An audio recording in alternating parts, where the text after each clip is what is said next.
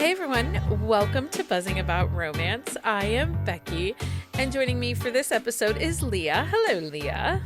Hello. And Heather. Hi, Heather. Hi. And Lindsey. Hi, Lindsey. Hi. Okay, first of all, we all are like in dark colors or sad colors. Mm-hmm. I am in bright blue, people. Well, you look a little sad, though. Are we just holiday worn out? Is that what this is? The holidays haven't yet. No, but everybody... It's cold. Okay. It's cold. Okay, but we can't do another episode. Wednesday. We cannot do another we got episode. I know. so All much I'm fucking saying snow. Is it's freezing. It's cold and we got so much snow. Lindsey, how's it in New Mexico? I think it's 50 some degrees today. It was actually up. really nice. Y'all are all welcome to Moist. come visit. It's shockingly warm. Usually it's a little bit cooler than this. Like usually we're in usually it's like 10 to 15 degrees cooler. We've had 260 plus degree days this week. So did you see how excited she was to tell us that it was 50 there? Nice. She's so excited. Okay, I hate winter so much. Here. I do not like the cold at all. Fair. So oh, I don't either. It was really cold in my apartment one day, and Charlie came home from work, and I'm sitting there in my down jacket, freezing, and I'm like, "Can we turn the heat up 5 degrees?" 60s? You have your heat on when it's 60 degrees? Yes, I do. Oh, okay. That's a choice. It depends on the house temperature, whether or not I turn the heat on or not. It doesn't. Okay. So my apartment faces west, so it kind of gets pretty toasty in the afternoon, which I like. So usually it's just overnight because our temps drop so low at night. Yeah. But in the winter, in the heart of winter, we will have periods of time where it's in the 20s. Yeah. But it's not. The 20s would be nice that right long. now. I would take 20s. Okay, so before we came on, we were talking about Lindsey's library dilemma. So I had a bit of a fiasco this week. I was reading Quicksilver and Brimstone, which is 46 hours of audiobook, and my library hold ran out. I had everything in airplane mode, thinking that would, extend it, and I had an hour and a half left in the book, literally an hour and a half left in the book when my audio hold went away, and it just takes it away from you. And then my library was like, guess what, this audiobook license that we allegedly gave you, it doesn't exist anymore. And I listened to it somewhere else. I finished it, but I was so mad because I was just how, one, I was I'm gonna be waiting 3 months to finish this stupid book for an hour and a half. How annoying. But then it was nope, you're not even gonna get back on the hold list because this doesn't exist anymore. And I've never seen that happen before. So it can be a couple of things. One, I do know that earlier this week, Brimstone was taken down and a new copy was published. Oh. So that could have been it. There were some editorial things fixed in the previous copy, so that could have been it. But likely what happened is, so when a library buys a license for traditionally published books, it's for so many borrows or so many listens. And usually it's in listens of 26. So it might have been a situation. Now, I don't know what Brimstone and Quicksilver are going for as far as their licensing fee. I know for an indie published book, an unlimited borrow is 3 times the price of the book. So if they charge $8.99 for a book as an indie published author, a lifetime of borrows is they get paid the $8.99 times 3. TradPub isn't like that. TradPub, they set their price. So if you go to borrow Brimstone on Audible, I think the retail price is $60. So insane. The library fee it might be discounted. Not retail, but it could be discounted. But I know that when Obama's book came out, it was $125 for 26 borrows for his book in library Yeah, well, I'll be systems. donating to my library regardless. Brimstone, I just looked it up. It is $41.99 for Yeah. the audiobook. So a library probably is paying 30 times 26 for a licensing agreement. Which I think, okay, Lindsay, you said it was 46 hours, so you got like, Between Quicksilver and Brimstone, it's 46 hours of audiobook.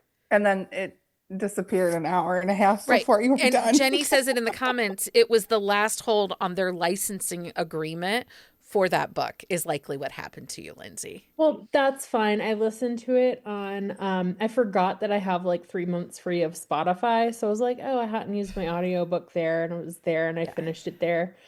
And yeah. This is a good reminder too. If you have Amazon Music, Yeah, you can do one every audiobook a 30 days, month. no matter the size of the audiobook, you get one free audiobook listen on Amazon Music, which has been really great because as we've done Sips and Discuss, if I don't have the audiobook, I don't want to use an Audible credit, I can borrow the book on our Amazon Music. Well, and it's 30 days so if you borrow on the 17th, it's can't- not until the next 17th. Like Right. there's not a rolling calendar. It's not like per month. It is Right. what the day you borrow, like that's the day you can borrow the next one. And if you don't like the book, it doesn't matter. You still borrowed it. That is you're the book stuck. for your 30 days. Yeah.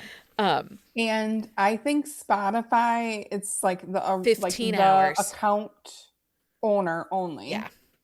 And it's a Mhm. certain how many hours? 15 15. hours. So you wouldn't have been able to listen to all of Brimstone. No, you have to. And then they sell the hours in packets. So like you can buy an additional 5 hours on your Spotify. So I should yeah. look and see if my Apple Music, if I can get any. there are no, I don't think they do books. there is not an over audiobook They integration. through the do. books. You can or buy book. Some of I noticed. You can buy audiobooks, but there's no Yes. borrow situation. I didn't think so. But they're sometimes cheaper on Apple. Like they go on sale or whatever. Mhm. Yeah. Well, I Well, was and- just going to read it in KU. The first one was in KU, but the second book was like $11.99. insane. Yeah, 12. It was insane. Well, for an and that's ebook. because the first book was indie published for like a month. Yeah. She sold it to Forever. Forever fully published the second book. That's why it's $11.99. So That kills me. It- I think we all know how I It's- feel it- about. you know, I don't know. It's my book of the week, I guess. we'll talk about it when we get there. Yes. Okay, so on today's episode, before we just like completely go off, on today's episode, we are talking about our predictions for 2026. What's out, what's in, what we hope happens. And I also am going to give a little bit of insight on what was profitable in 2025 and how that helps us speculate, because we're going to do a lot of speculation this evening as to what we can expect in 2026. Because we have to remember, in the current market, indies are leading the trends, right? Yeah.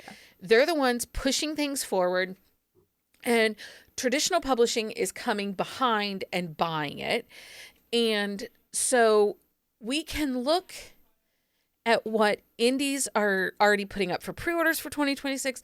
We can look at what indie authors are doing as far as tropes and setups and stuff to help us speculate as to what trad is going to be buying in 2026, because they will not anything that they buy from September of 2025 forward does not have a pub date till 2027. Like 2026, there could be like some late November, December books that get picked up early in this year, but To be honest, TradPub is about 18 months from purchase to publishing.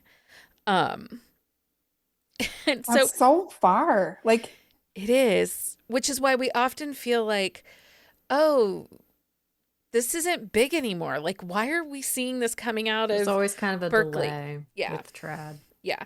So a perfect example is Butcher and Blackbird. We saw Butcher and Blackbird blow up in 2024, right? So that produced Game On, or not Game On. What was the first book? Lights Out. Lights Out. That saw Lights Out. All of those got picked up in 2024, published traditionally in 2025. And now we have seen this huge influx of this dark horror rom-com, dark thriller rom-com. And we have some really big titles, some huge marketing pushes coming in 2026. And you can see those authors were indie publishing those books. Their popularity blew up. Traditional publishing said, hey, we want that money. They bought them. And now that's kind of leading the charge. So everybody's putting their stuff in the chat. That's so fun. So the first thing is, I'm going to ask you You're gonna guys. have to check that because I don't have my chat up tonight. Well, okay, so one, Chin Ellen says, I hope all the variations of Puck in the title is Go over. away. Yeah. She's done goes with that. away. I'm Yeah. down. I agree with you It 100%, annoys me. Jen Ellen. Well, okay, so that asks my next question. Do you think hockey romance is on its way out? Is No. another sport going to take over? I think we're gonna see I some don't- more sports like come up, but I think that hockey is here to stay for a while. I think Formula One is going to still stay or pick up pace because I think we've still seen a lot more. We saw a lot more of those this year, but Yeah. I think there's a lot more coming next year too. And I think like with how popular that sport is, Becoming. yeah, it's becoming very popular, but specifically among like women. Like all the people who are big Formula One fans are actually women. So Yeah. I wouldn't be surprised to see like a lot more of that and see that kind of as a mainstay in the sports for a while. I don't think hockey is going away. I personally hope it doesn't. I would like to see more sports romance, but I actually think we find this good sports romance is really hard to find. Like they screw up baseball. Like I don't know how you screw up baseball, but they do. They screw up football. Like you know what I mean? Like it gets messed up all the time. Yeah. And so that's why people don't like it. It's because it doesn't get it right. So based on predictions, what's coming out in publishing in 2026, sports romance that are going to gain ground in order. So hockey is still going to remain top. And there's one reason hockey remains top. It's a white sport. The majority of the players are white. It makes it easy for white women to read. It makes it easy for white women to write. That is the weight of hockey, right? Yeah. It's a very white sport. But sports that will gain ground in 2026, football. It has a high visibility right now, built-in power dynamics. Because there's a lot of crossover appeal right now with football. I think the Taylor Swift, Travis Kelce thing is waning. I don't think that's the driving force anymore. I just think that it's like, oh, sports romance. Well, everybody has hockey. The next logical step is football. Yeah. After football, baseball. There are some newer baseball series coming on. It's not TikTok loud right now, but there is a But is reader anything TikTok loyalty loud right now? for it. I don't know. Next up, the new shiny object to sports romance will be Formula One. We will see more and more Formula One over the course of the next 18 months. And then soccer, because you are going to see a movement in publishing that is going to be trying to gain more ground. Romance is going to gain more ground in the European markets and in the Asian markets. You will see more deals coming from authors writing to European publishers. And also you will start to see things like Chinese publishers stepping up and buying romance, and Indian publishers buying more romance. So Well, while they see how much money it is. Yeah. I mean, they're like, we're missing out on some money. So Selfishly, I wish we'd see more women's sports. Like, I wish we would see more women athletes yeah, Right. because women's sports is on the rise. Like, thankfully, is on the rise, right? it is. Yeah, it would be great. Mhm. Unfortunately, because the majority of romance readers are heteronorm, they don't want to see that. And it's unfortunate. It's just the market says it doesn't sell as well. Yeah. Not that I don't want to see it. I love it. I yelled at an author last week and told them, why haven't you written your women's hockey romance yet? Mhm. And she's like, well, I keep thinking about it. And I'm like, freaking Yeah, write it already. PWHL is taking on, I mean, I guess maybe I am such an anomaly. Like, we have a ton of women's sports in Minnesota, and obviously the PWHL is huge, but I think that there is more focus on a women's sport now, and the fact that like they are talking about them more. Well, when you've got, does anybody watch Coach Jackie on TikTok? Have you seen Coach Maybe. Jackie watched. Heather on TikTok? So I she don't TikTok. It's Sh- toxic. I call it toxic talk. does this whole thing.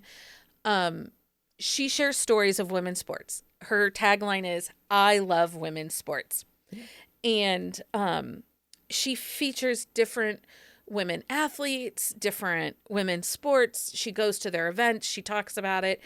And I guess the latest was the U.S. women's table tennis program for the Olympics was in dire straits. And she put out a video like, how can we save the U.S. women's table tennis team? And Favor Flav, he showed up. He put the money down. Didn't he do something with water polo too? Well, yeah, the women's water polo, that entire program got saved because of Flavor Flav. He paid for them to have a practice space Mhm. and to travel and to get the accreditations or the stuff that they needed. He is like the fairy godfather of women's sports. Women's, yeah. Does he have daughters? He does. I think he does, yeah. He does, but he also shows up. So it's He's very involved too. Like that's the thing. Like he like goes to stuff and like does stuff with them and for them, and like he's not one of those like people who are just throwing money at it and then like gaining the notoriety for it. Like he's working for it. and Jen Ellen brings up Iona Andrews or Iona Marr and her bringing popular to women's rugby and women's sports. The problem that she's only really focusing on rugby. Mhm. She isn't giving wide platform to a lot of other professional women athletes.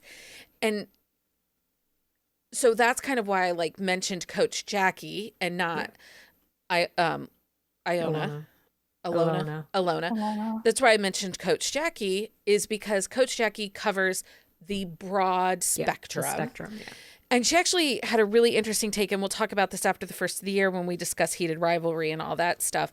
She actually had a really interesting take on why she loves heated rivalry, even though it's not about women's sports. Like, she's like, why can't we have a show about women's sports? Well, but then she talked about it. I did see her. Yeah. I also came across somebody that did she fills little free libraries all the time, but she did a calendar of women's sports and it was so cool, and she sold out like immediately. Yeah. Which is great. So we'll talk about that after, when we discuss heated rivalry after the first of the year. Prepare thyself. I actually changed the schedule, FYI. We're only getting one episode of it. We're going to do one Wednesday episode of it because that's not enough time. I cannot do like, I feel like it will be a 6-week project if we don't limit it to like one time. Jenny and I are like, you all need to get a life. So 2026 sports romance, hockey's not going away, but I do think we're going to start to see, I don't think that we will ever really see basketball, unfortunately. Okay, so one of the things that I think would be kind of cool, so the New York Yankees, like they go to a lot of New York Liberty games, which is the women's The basketball women's, team yeah. in New York. And they have like adopted the Liberty blue color as like an honorary color. So like you'll see the Yankees wearing like Liberty blue. And I like it's that. like partially because I think they don't get a City Connect jersey, and partially because like it gives a nod to them. But ever since like I saw that they were becoming like big Liberty fans, I was like, it would be so cool to do like a sports crossover, especially in a city like New York where like you can do so many sports crossovers. Yeah. 'Cause they have Yeah. hockey, they have basketball. And they have multiples of everything Yeah, too. and then they have multiple teams. There's just like a lot you can do with that. So I don't know. That's what I would like to see, but I don't know enough about it to do it myself. No time. I mean, I think So that's more the key. There's not enough is there time. a trope you hope to see rise in 2026 in popularity? Yes. What trope would you like to see? I've got a special trope just for 2026, and it's the stakes are real trope. Okay, so it's interesting you say that because based on what we're seeing in books charting in the New York Times and the USA Today, the idea of cinnamon roll heroes gone. Yep. The idea you're going to see more morally gray men. Mhm. The idea of low stakes, no vibe, small town romances out. They're out. They aren't freaking Lord. They aren't going to be as so sick of popular. They those will. books. They're not selling as well, according to BookScan. They're because they're just not doing stupid. well. What They're you not will done see. well. That's the problem. Like they That's the would thing. they would be popular if they were being done consistently well, and they are not. That's the thing. Like I feel like there are some authors who like they're more vibe and low stakes, but it's the way they write. It's like the mac and cheese books that we talk about. But they're well written with good stories and there's still emotion. So what you will see happening in 2026 is I think we will see more small town suspense, Yeah. more small town thrillers, more small towns with added stakes. So small towns with a morally gray hero or small towns with potential murder. That is what you're going to see in 2026. These cute, vibe happy, I hate to pick on her, Laura Pavlov books. Unless she starts adding a layer of suspense, I think her popularity has started to wane. And it has, if you look at where she's charting in on Amazon every time she has a release. We need more good bad guys, right? Like they can be bad, but they're going to be good for their heroine. Yeah. Right? Like they're a little vigilante kind of. Yeah. Right? Well, and suspense is definitely like on an uptick. It's like it's what's being like selling right now. Like there has been a definite uptick in like the amount of suspense and the suspense that is wanted as well. So, but it's not military like suspense. not It is military. like small town suspense, even like cities, but it's like It's going to be more like cozy mystery, small towns. with romance. With heavier romances. Large, silly city type romances, you're going to see more corruption, mystery and intrigue. maybe murder, like a serial killers, murders with larger spaces. Yeah. So you'll see thriller romance is the next big wave. You're going to see dark romance. Maturing, though, it's not going to peak. I venture to guess that we will see more and more dark romance being picked up and published for 2027. Yeah. You know what I don't want to see anymore? What? I am over the grumpy billionaire who starts dating his secretary who's poor, who's a single mom. I'm over that. I'm like done. And I like that is so over. I don't even read them anymore. Yeah, I don't blame you at all.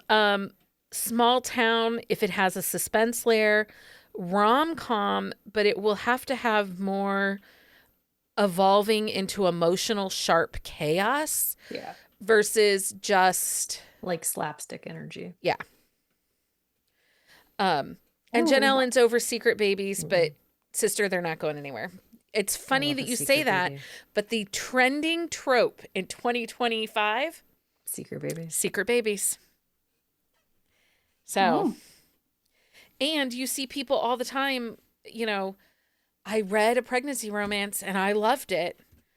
You know, I want more. Tell me where I can find more. So those are, I feel like those pregnancy romances and secret baby romances, there's two, like, they're very polarizing for some people. They are. So rom-coms make it meaner, smarter, and messier. Yeah. Is what we're going to see. I'm loving a messy family. Like, if you know, if there's messy families, sign me up. Yeah. I love the messier, the better. I think we'll see. I don't think cowboys are on their way out, but I think that it's going to have to be more cowboy with suspense. Yeah. Cowboy stakes. Morally gray. Yeah. Morally gray cowboys. Yep. Yeah. Because if you it's look going to be at cowboy, but it has to have an added element because just the basic cowboy is not enough for people. It isn't. Okay. Other big tropes from 2025 were enemies to lovers, rivals forced together. And then on the contemporary side, so overall, enemies to lovers, rivals forced together, because here's the thing that happened in 2025. Romantasy dominated the sales. Love it, hate it. It's fucking with paranormal. We know that. It's screwing with urban fantasy. Angry. We know that. Yeah. This romantasy, everything that is any kind of magical. Anything. Magical anything. They're labeling. They're labeling it romantasy. So overall, enemies to lovers, rivals forced together was one of the top trending tropes of 2025. And that's because romantasy sold hand over fist more than contemporary. Do you know, I went to a speed friending book event on Thursday night and somebody was talking about that they're romantasy. And I don't know what that, I mean, like, I know we've talked about it, but it's just not my jam. I'm like, so are you saying it's like Star Wars, but like fairies? And they're like, no. I was like, okay. But yeah, that's what they're saying. They're like, it's like it's a made up world, right? I mean, it's made up. It is, yeah. And I mean, Amanda is the one to ask. But the problem is they're classifying a lot of things as romantasy that are not romantasy. And so people who are like saying they're reading romantasy aren't necessarily reading romantasy. Well, and you're seeing so many people that are like, who was going to tell me about these great romantasies from 2002? Bitch, you're reading urban fantasy or urban fantasy romance, or you're reading paranormal. That's not romantasy. Like a vampire is not romantasy. You will not find a vampire in a romantasy. So sort of, maybe. There's vampires in Quicksilver and Brimstone, and I guess that's romantasy. It is romantic. They're considering themselves romantasy. I think it's more of an urban. Is it? You think it's? I think true it's more romantasy? urban fantasy, isn't it? No. No. It is 100% not urban fantasy. Well, it has fays, right? It deals a lot with the fae. A lot of stuff.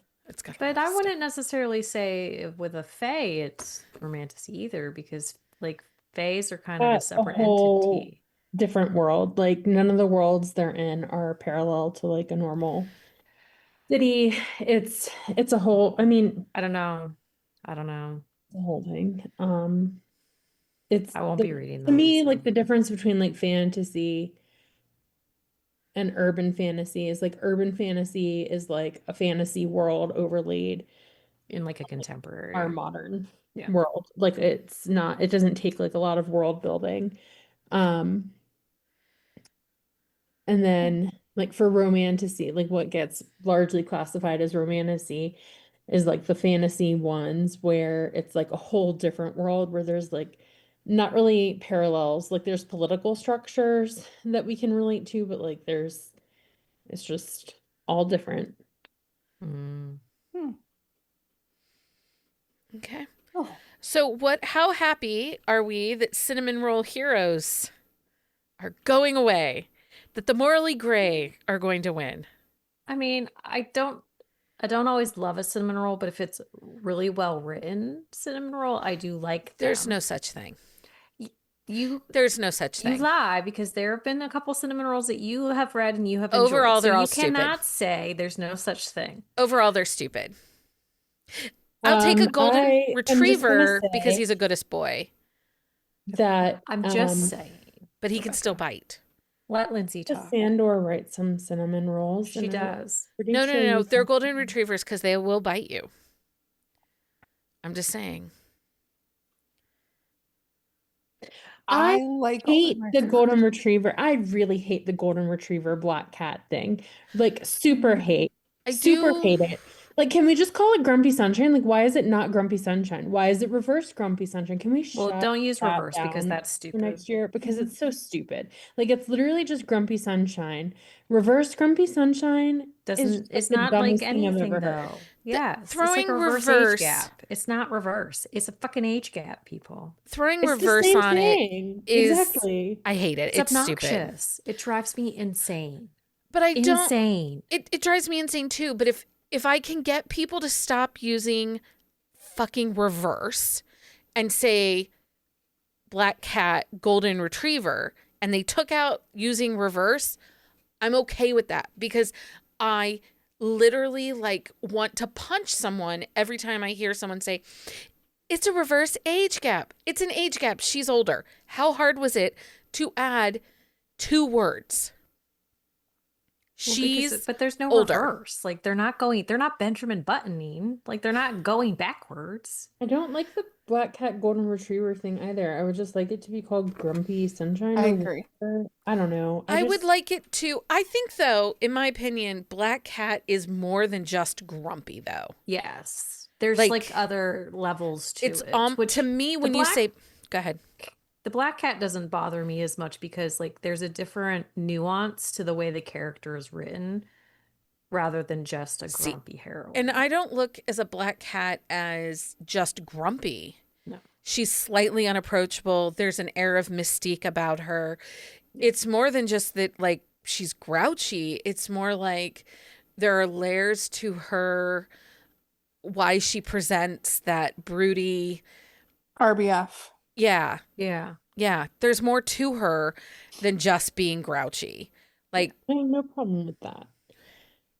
That's like telling a woman to smile. But it's also just like, don't fucking tell me to smile. It's also just like they always feral. retrieve. Like, do they always have to get a golden retriever? Like, just give. I feel like that is part of the problem. Like they're.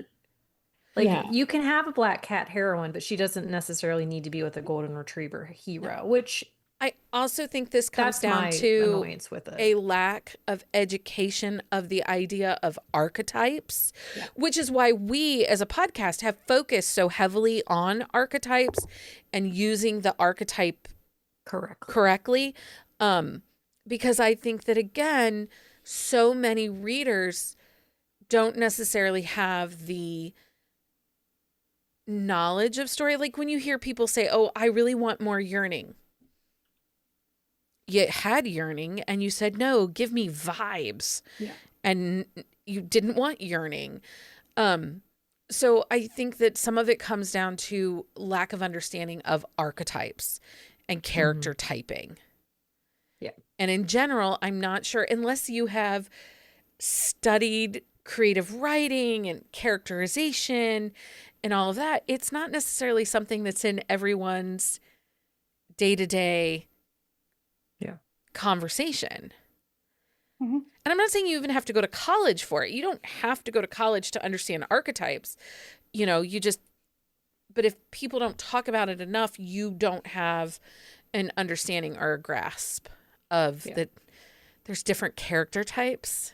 I think a black cat is hard to write, like, because you still have to make her almost likable to, like, you have to be able to get the reader to understand her and get in her head, right? Similar to like like a grumpy hero, right? You have, like, he is an asshole, but like we have to understand him. You have to explain why he's an asshole to us, so we can like him, right? Right. Well, but not every grumpy hero is an asshole either. So it depends on like how it's written and why it's written the way it is. And I think the biggest problem is a lot of the books, they don't flesh out the characters the way that they need to. And so they're really meh. And at the end of the book, you're like, I'm not 100% sure I like this character either. Yeah. Well, Like, I don't think he does. Which sometimes I'm okay with that. Yeah. Because I don't really care if I like the character or if I'm not sure, but there's just something about him that I really enjoy. But I'm like, I still don't know if I like him, but I really like him with this person. Like, that works for me. But it's all in how it's written. It's like, I don't have to like him at the end of the book. Like, I can still think he's like a giant asshole. Well, we just talked about that with the Holiday Unscripted by Natasha Madison. Yeah. Overall, the book was good, but the heroine was annoying. She was really whiny and like a princess. Yeah. Like, to like almost like an over exaggerated point to it. Yeah. What is one trend that you hope gets left behind in 2025? Go, Heather. Slow burn. There's no need for them. I don't need them. They're never going away, though. No, they are. You will see sexier, spicier books coming out of publishing. Yeah, but there's always going to be slow burns. There's always going to be slow burns. But if we look at what is charting right now on New York Times, and USA Today, it's not slow burn romances. And what I've been reading that's coming out in like 2026, like beginning of 2026, there's no slow burns. There's no slow burns. Some of these people are doing it in the prequel. Yeah. I mean, I just read. I'm down for that. I read Fundamentals of Being a Good Girl, and they bang it out like right away. Well, but that's Julie Murphy. It's Julie and Sierra Simone. So. But I'm just saying that they're horny. There's a lot of banging. You know, the world is like falling apart. Yeah. I do think we will see more banging in the books. I don't think, and it's been really interesting because, and we'll talk about this a little on next week's episode when we talk about our top reads of 2025. I actually really found more enjoyment in the traditional published books. Yep. Same. Than I found in the indie books this year. The stories felt a little more developed and a little deeper, and they were sexier. Some of them were, yeah. Some of them. There's definitely been a shift in the trad pub where they're letting things fly a lot more. Because there were some books that I picked up, like tried and true authors. I love everything they write, or majority of what they write, I love. Yeah. And those books just, since the end of 2024, going into 2025, those books are just not hitting for me. You know, it breaks my heart, but I had to break up with Julie Salmon. I had to break up with A.L. Jackson. Those books just were not working for me. Yeah. And I don't want to break up with them.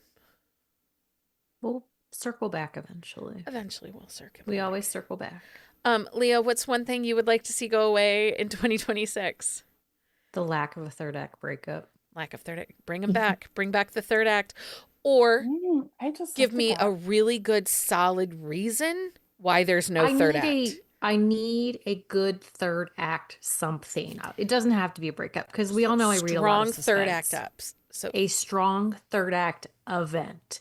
I don't want to read and then be like, well, why? Why? Yeah. What about you, Lindsay? What's something you really wish will go away in 2025 and not come to 2026? I mean, I kind of already said it earlier, like with my whole, like, the stakes are real being the trope for 2026. But like, so many of the books that I read this year, like to Leah's point about the third act breakup, there's nothing that solidifies the HEA. Like you see time and time again these characters that are in situations that, like, there are substantial obstacles for them to overcome, and there's opportunity to create stakes, and they don't take any of them. They just make it a like snap finger decision for one of the characters where, like, oh, you live in 2 different continents? Like, that's not complicated at all. I'll just move to where you are because we don't need to really talk about it. And it's like, that's just an example. Like, it's not specific, but it's like kind of the situation that you see on repeat in so many books this year. And It's too easy. across all genres. And it's just like, that's not how it works. Like, anybody in a situation where you have to make concessions to make a relationship work, like, there's also sacrifice that comes with that. There's a conscious effort and decision. And I think just like the way that they're writing romance makes it seem like it's easy, and it's not easy. And I think like books are maybe selling a vibe, but I feel like it's a lie. Every time I read them, I'm like, well, that's fake. Like, I don't buy it at all at the end, because that's not how anything in life works. Like, conflict, consequences for actions, having to make a decision, like, these are very critical parts of the human experience that have been lacking in romance for me. And I would say like a good, probably close to 2/3 of the books I read this year.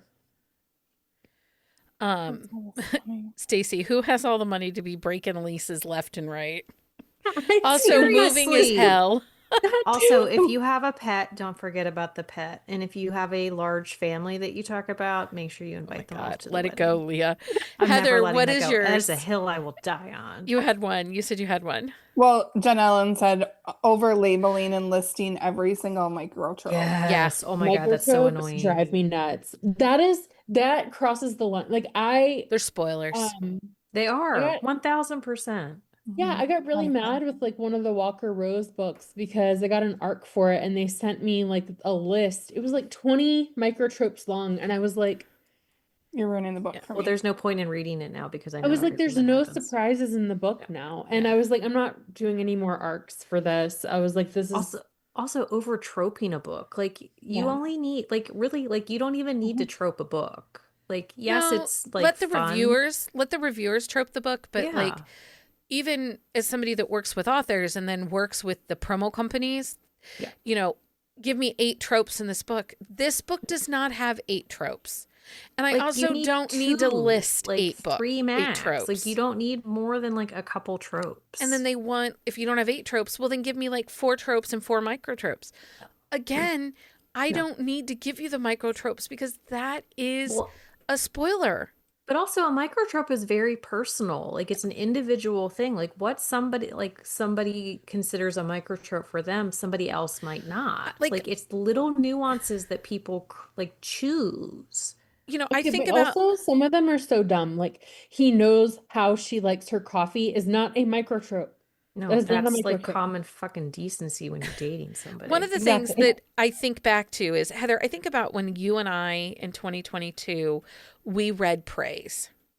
And all we knew is that it was a dad, an ex's dad, and it was going to be sexy. Like, that's all we knew going into that book. But then we got like Praise Kink and Good Girls and representation and all of these amazing pieces that you had to discover. Right. Yep. And I think that was the joy of reading that book for me, was the discovery. And if we go back and think about it, I don't read blurbs. And I don't read blurbs for a reason, because I feel like when you do, they give away so much. Sometimes, yeah. And I want to go into a book. I want to, I want you to tell me, hey, Becky, this is a hockey romance. I think you'll love it. Becky, this is a small town rom-com. I think you'll love it. People are being murdered in this book. I think you'll love it. Do I need you to tell me that he says my wife 10 times? No, I don't need you to tell me that because one, that specific mycotrope does nothing for me. No. Okay. I think that one's dumb. Speaking of the my wife thing, like they do that in fantasy now, where like literally a page will say my mate 20 times. You don't need to put it on every page. No. You don't. Mm. Unnecessary. It's Yeah. So Karen Philip. brings up trigger warnings, and this is always going to be really decisive, Karen, for a lot of people. I have zero issue with an overlisting of trigger warnings. I have zero issue with that because there are so many people that things can affect them and read it. You know, do I wish Kate Canterbury had put there were birds in or bats in that book? 1,000% I do, because I would have known right then, not for me. Not for me. You know, but I don't, you know, knife play. Okay. Maybe hesitant because do I really love blood and do I want to watch or read about a knife going in someone's vagina? No, I don't really care about that. So I have zero issue with over listing trigger warnings. I have zero issue with that. To me, if you don't have triggers and you don't care about them, skip the page and move on. Yeah, but I do. There are many people, I think of our co-host Jenny. She needs the triggers. She, has some things in her life. They're really important to her. They're really important to Amanda. And we have plenty of friends in our community that triggers, consent, are really important. And so I have zero issue with overlisting of trigger warnings. You have to know your friends when you people can recommend books to Becky, Leah, and I, and they're like, oh, there's a whole list of triggers. And we're like, Becky just needs to know if the dog dies. The dog dies and birds. Things the that rest fly. of us, we're good. Like mine, like if there's an infant death type of thing. But honestly, like it depends on the time of year if that even is an issue for me. Which it's really interesting to work at the bookstore and people will be like, well, give me a rec and this is what I'm kind of looking for. First thing I ask them, do you have any triggers? Is consent important to you? Because if it's not, then you should be reading Penelope Sky because damn sister does not believe in consent. Because that's the thing. Like if you have triggers or consent's an issue, like these are the books for you. If you don't have triggers and consent is not an issue, then these are the books for you. I mean, you could still read these ones and these ones, but I would never put a Penelope Sky book in front of Jenny.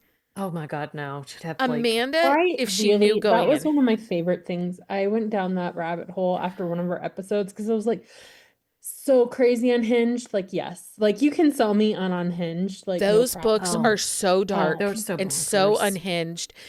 I can't remember. It reminds me, what was the Bella J series that I read? Yes. You were like, this was crazy, and I was like, wow, like I couldn't put it down. It was so nuts, so insane. The rage read that you guys did. Somebody after we talked about dark romance or something, somebody picked up the Penelope Sky series, and they're like, I'm reading this and I feel wrong, but I can't stop reading it. And I'm like, I don't want anyone to know I'm reading it.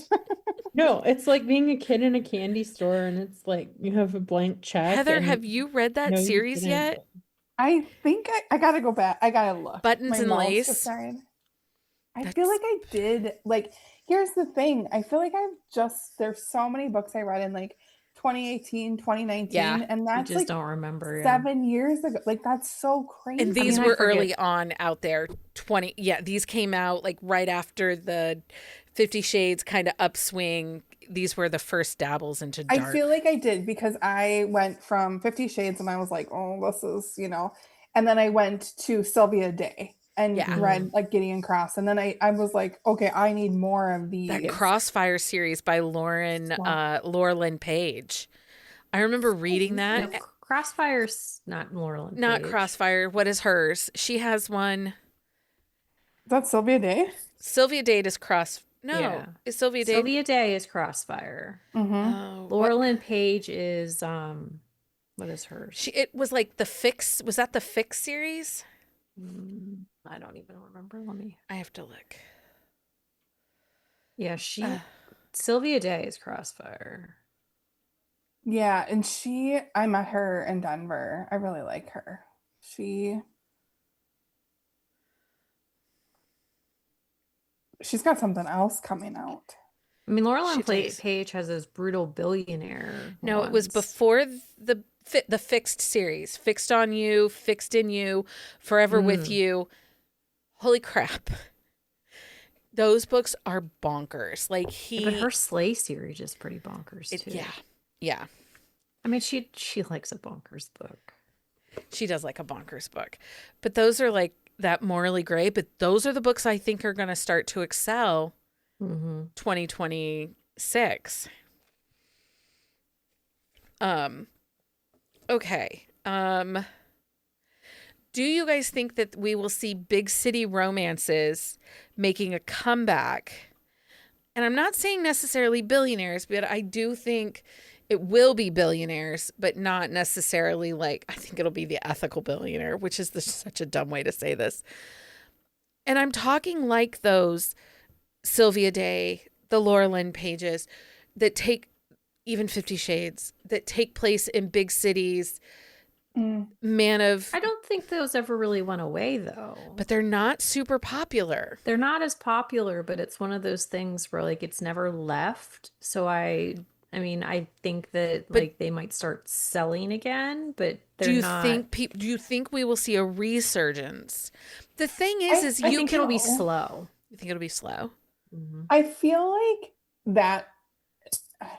I feel like small town appeals to some people, right? Like that's a life a lot of people can't relate to, but they kind of like the idea of it. You live in this little small town, but a good chunk of people live in larger suburban areas, right?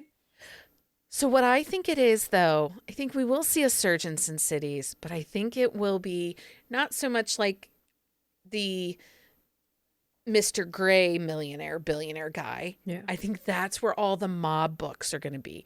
Chicago, Boston, New York, Seattle, Los Angeles. Can we get some Minneapolis like mafia? I mean, like... Well, do you have mafia in Minneapolis? I know there's some in Cleveland. Yes, we do. They all run numbers. Yeah. I mean, what's his name? Al Capone used to hang out here. Okay, well, maybe you should find a long time ago. Maybe you should find a Minneapolis author and say, hey, I need you to write some mob books here. Yeah. I feel like that would be a good idea, but they have to be good. I'm going to be picky about it. No, I think that's fair. Baker Cole, can you write some Minneapolis? So yeah, I think that big city will rise, but it will all be big city mafia, big city dark romance. Yeah. So. Yep. I agree. I think so over last summer we saw that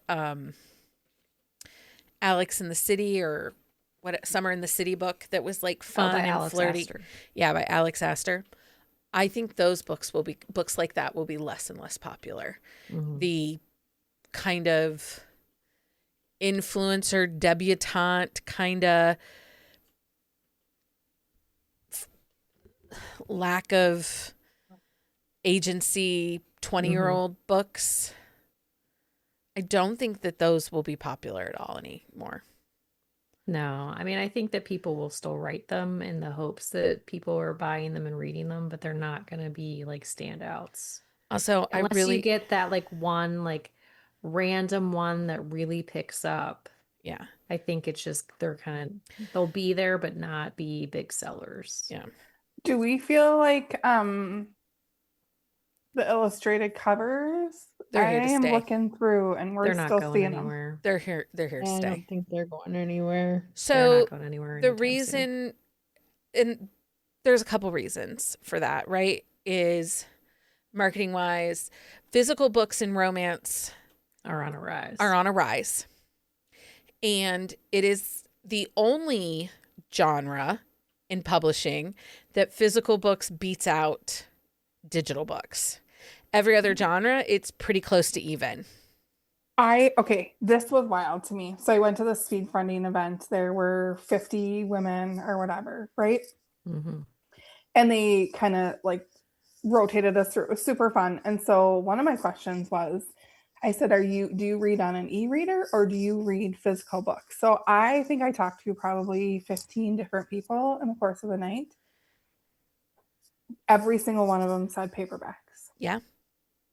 Especially young women under the age of 34 are more likely to pick up paperbacks over ebooks. And it has to do with those that are digital immigrants versus digital natives. Digital natives do not, meaning they were born, so like Gen Z, Gen Alpha, the Zennial, is that the Zennial? Is that what they call themselves? Yeah, the Zennials. Those that the internet was just a part of their existence, their upbringing. They had computers and internet in school, the dawning of tablets and stuff like that. They are having a drawback to because physical their media. world was digital, like growing up. Well, So like they want that tactile side of it. My own kids are big readers, and I know your daughter is, Leah. Mm-hmm. Neither one of my kids want to read on an e-reader. And so I said, I said, I don't think I've read a physical book outside of my professional books in like 6 years. And they were like, I'm sorry, what? Well, and see, mine, like she goes back and forth, but she does a lot of library books. So that's why she uses the e-reader. Yeah. Just because it's easier for her. And I prefer the e-reader. It's way better. Or my phone if I have to. It's just easier. Yeah. I need to take all those books with me wherever I go. I need the entertainment. I need like 30 books available to me at any given time because I'm such an unpredictable reader. Like if I just have one paperback and I'm like, not in the mood for that, what am I supposed to do? Carry around 5 paperbacks? Well, and for me, like Like I remember I went on vacation with Michael's family before we got married. So many, many, many years ago, before like e-readers were super popular, I took 6 books with me. Yeah, but I read them all, and then I didn't have any more books. But if you're a mood reader, if none of those 6 books? Well, at that time, like I read what I had because mood was not like I didn't have the option to mood read. But that's the thing, like, had I read like taken enough for the whole week, I would have needed like 12 books, and like that gets really fucking heavy. It does. Jen Ellen said when she was on her cruise, she saw mostly physical books and only a few Kindles. Yeah. Yeah. So it's really interesting the way that the younger and new to romance readers are not interested in Kindle reading. Yeah. Okay. So that's it for this discussion. We will probably carry some of this over onto our Wednesday episode, which is co-host Festivus, where we will share our grievances, but also some positive things that we really are proud of or that we were excited happened for us in the year of 2025. It will not be a complete bitch fest. We promise to be uplifting and not chronic complainers. Okay. I do like a complaint. You do like a complaint. Complaint department. But it's that time. It's that time. For book of the week. Book of the week time. Lindsay, what's your book of the week? She's gonna fight. So I'm not. Are you fighting a book? Like, it's not really like a fight. It's more like this book was a very deflated balloon experience for me. All I hear is yes, that's exactly it. So I just want to say, like, I read Quicksilver and Brimstone. It is 46 hours of audiobook, 1,200 pages if you read it on paper. And I got like at first I was like, I think I'm going to DNF this. I got like 50+% into Quicksilver and I was like, she's insufferable. This is just annoying. Like, I'm not vibing with this. This is so much book to have read. And I was like, but I read so much of the book. Like, maybe it'll pick up. It picks up. It's good. Like, I was really satisfied with the ending. It had more of like a soft landing versus a hard cliffhanger, which I like that approach because I felt like you could get to the end of Quicksilver and if you just wanted to like leave it, you could. But I was so invested. I had such high hopes for Brimstone after like making it through that journey, like the experience of, and then just like the inconsistencies there's parts of the plot in book 2, like it's a 600-page book, and there were just like large parts of the plot that as the plot moved forward completely nullified huge sections of the plot. And it would be fine if it was like maybe just one and it was a smaller, but it was like such a huge investment for that. And the stakes are like continually communicated, like to be an impossible situation, and yet the situation never feels impossible because of I'll call them evolutionary circumstances with the characters. I don't want to spoil it if you want to read it. So I've just thought about it for like the last 2 days, and like I don't know. It's just the second book had like a soft landing cliffhanger. It didn't like leave me like, oh, I must continue on. I will read the whole series. But then like I had another pet peeve. I used to work in construction, and her nickname, the whole book, is Little OSHA. And I'm like, okay, OSHA violations. Like, like I literally started my career doing oversight and compliance and flagging like potential OSHA violations. So you Okay. just kept going there. Okay. So that was like a whole thing. It's got like significance in the story, so it was like fine, but I don't know. It's just a whole lot of book to invest for, and there's so much potential with the story. Like the story itself, I think the character development is good. There's a lot of really interesting characters. But also like there's sections where she's just like, I don't want to write this anymore. I'm just gonna do like this major plot event, and we're just gonna eradicate this. I don't want to deal with it in my story anymore. And I'm like, Oh. wow, good for you. Interesting. Move on really fast. And I don't know. I expected a little bit more. I don't think it's terrible. I don't know if I recommend it. That was very long-winded for me. That's okay. It's Summary okay. section. Heather, what is your book of the week? My book of the week is Saddle to Sunup. It is by Emmy Sanders. It's an ARC. It comes out later this week, I think the 18th. So it is part of the Darling Brothers. It's a small town, Montana. Like a cowboy romance. Lawson is an older main character, and he's kind of grappling with his sexual identity. He's divorced. Is he ace? Is he bi? So he's just kind of really struggling with that. It's a friends to lovers, which I love. It's a single dad, small town. I just really like Emmy Sanders. It's an MM. It just makes my heart happy. Okay. Leah, what's your book of the week? Mine is Burn the World Down by Anna Hackett. It is book 1 in her Unsanctioned series. This is her new one. It's all of the heroes are former assassins, and it's like they're all kind of dealing with entering back into like the real world type situation. This is Nash and Georgie's story. Georgie is the little sister of his best friend. They actually grew up in the same small town, and he was in the service, and then he got like recruited, and he left town and stayed away because he didn't want to like darken her life. But then like her brother died, her parents died. Like this isn't spoiling it, her sister has been killed in Las Vegas, and so she is like there trying to get the guy who like killed her sister. And Nash realizes that Georgie's life has not been all sunshine and rainbows. And Is it connected to another series? no, it is A book one. It's a great place to start, Stacy. yeah, you can start here. Anna Hackett is amazing. I will say Anna Hackett, like even if there is interconnection between series, her standalones stand alone. Like you can pick up any one of her books except some of her alien ones, like her sci-fi ones. Sometimes those have an overarching And someday storyline. you can meet her and act like a crazy person like Lindsey.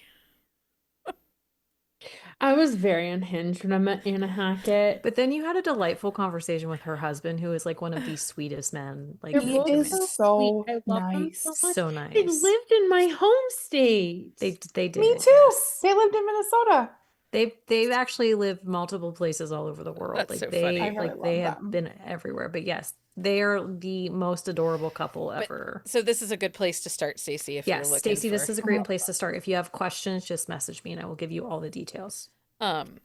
So my book of the week is actually one of my biggest anticipated releases of 2026, and that is Chasing the Ring by Lauren Rowe. It is did you read it? I did. I started it last night at 8:30 and guess it's done. There was no stopping me once I started. It's a football romance. He's a single dad. She finds out that her fiance is cheating on her the night before her wedding. And she decides to go on her honeymoon without her. A runaway bride. So yeah, runaway bride, left him at the altar, embarrassed him, goes to he deserves Hawaii. to be embarrassed at that point. Roman himself is kind of in the middle of a career or team change. He's not renewing with the team that he's always played for. He's trying to negotiate a new contract with a new team so that he can be on the same coast as his son. So single dad, complicated messy family. I am seeing where Lauren Rowe is going with this series. And while I do love her rock stars, I need this family. Roman's family, the mom and the dad. Amazing. I'm so excited. It was so good.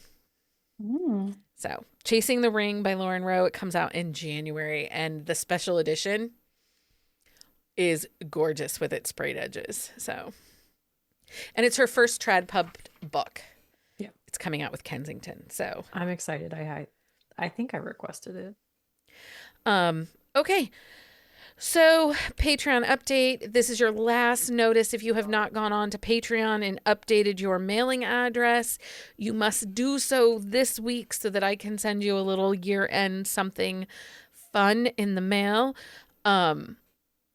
So that is going out this week. For those that are celebrating anniversaries, I will get those all sorted and caught up after the first of the year. We do have a special thing coming for our 5 people that have been part of Patreon for 5 years, but Leah has to finish it first. We've been a little busy. Anyway, thank you for supporting us over on Patreon. That helps us keep the mics on and bring you all of our amazing content each and every week. There will be an announcement dropping in Patreon this week with our change coming to the 2026 recording schedule. We are still doing 2 episodes a week. They just aren't going to look like they have. Things are going to be a little different. So there's that. So that's our crystal ball peek at the new year, new trope, whether 2026 gives us chaos, gremlins, and love, morally gray disasters who absolutely need therapy, or the triumphant return of the deeply unserious small town. We're ready, and honestly, we're ready to read it all anyway. If you want the full list, we didn't really talk about any books. We didn't but you can check out our On the Shelf show notes at buzzingaboutromance.com for our books of the week. Don't forget to subscribe on your favorite podcast app so you never miss an episode, because we've got a whole new year of romance wrecks, hot takes, and possibly a few unhinged detours coming your way, and maybe more weather reports. Who knows where things will take us? Anything is possible. Thanks for hanging out with us. Until next time. Happy reading, everybody. Find us on Instagram at buzzingaboutromance or on Twitter at buzzingromance. If you like the podcast, please leave a review. If you'd like to support us directly, join the Bookcase and Coffee Patreon and receive exclusive content only available to Patreon members. Check out bookcaseandcoffee.com for our on-the-shelf show notes.